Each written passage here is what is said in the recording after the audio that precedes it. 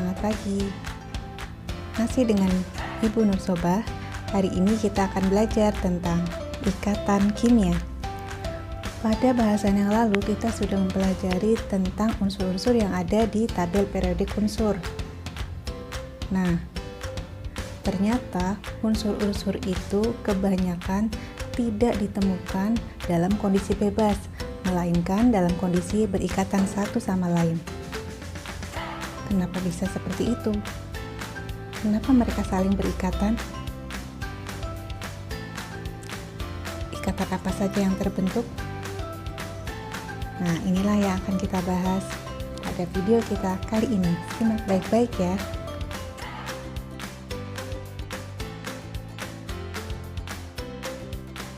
Mengapa unsur-unsur saling berikatan?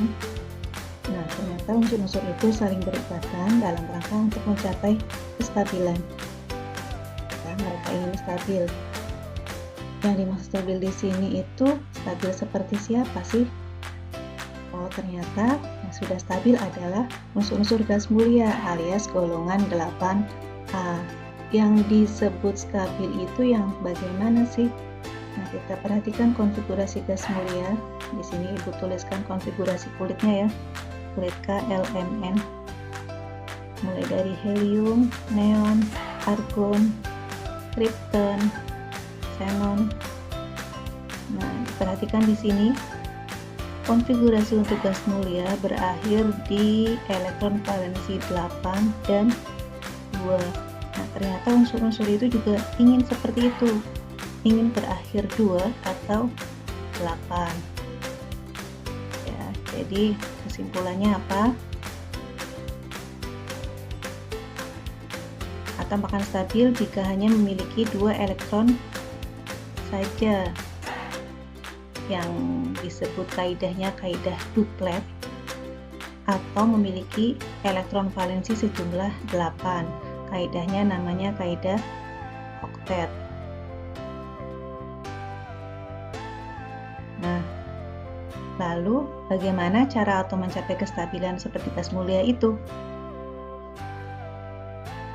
Ada 2 cara yang bisa atom-atom lakukan. Yang pertama, dengan cara melepas atau mengikat elektron. Melepas elektron membentuk ion positif, kalau mengikat elektron membentuk ion negatif. Nanti kita lihat contoh-contohnya. Yang kedua, untuk mencapai kestabilan dilakukan dengan cara mengikat elektron dari atom lain, atau dengan kata lain, menggunakan pasangan elektron bersama-sama dengan atom yang lain. Ini adalah cara atom untuk mencapai kestabilan. Untuk lebih jelasnya, silakan kalian cermati contoh berikut ini. Natrium nomor atom 11, konfigurasi kulitnya 281. Natrium ingin memiliki konfigurasi seperti gas mulia Ne dengan nomor atom 10, konfigurasinya 28. Maka dengan cara apa natrium bisa seperti Ne konfigurasinya? Yaitu dengan cara melepas elektronnya. Kemudian kalau sudah melepas elektronnya, ingat, maka dia akan membentuk ion positif. Na akan berubah menjadi Na+. Contoh yang lain misalkan pada Cl. Cl nomor atomnya 17, konfigurasi kulitnya 287. Nah, Cl ini ingin seperti gas mulia Ar dengan konfigurasi 288. Maka Cl butuh 1 elektron. Maka Cl menangkap 1 elektron sehingga dia akan membentuk Cl-. Nah, antara ion positif dan ion negatif inilah yang kemudian akan membentuk suatu ikatan. Contoh berikutnya. Misalkan pada hidrogen. Hidrogen itu hanya punya elektron sebanyak 1. Maka dia akan stabil dengan hanya memiliki 2 elektron atau mengikuti kaidah duplet. Nah, antar sesama hidrogen ini bisa terjadi suatu ikatan. Dengan cara apa? Kedua hidrogen ini berikatan saling menggunakan bersama pasangan elektron. Ya, jadi hidrogen yang pertama meminjamkan satu elektronnya, hidrogen yang kedua pun sama.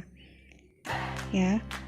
Jadi dua-duanya akhirnya memiliki 2 elektron untuk digunakan bersama-sama. Ini sesuai kaidah duplet.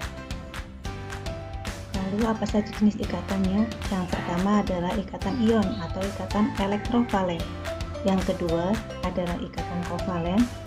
Yang ketiga adalah ikatan logam. Yang pertama, ikatan ion. Ikatan ini terjadi antara unsur logam dan unsur non-logam. Ya, jika mereka membentuk ion positif dan ion negatif, kemudian mereka saling berikatan membentuk ikatan ion. Contohnya tadi ya, Na+ dan Cl- ini akan membentuk senyawa ionik yaitu NaCl. Yang kedua, ikatan kovalen. Ikatan ini terjadi karena penggunaan bersama pasangan elektron. Ini terjadinya antara unsur non-logam dengan unsur non-logam. Contohnya tadi pada senyawa H2.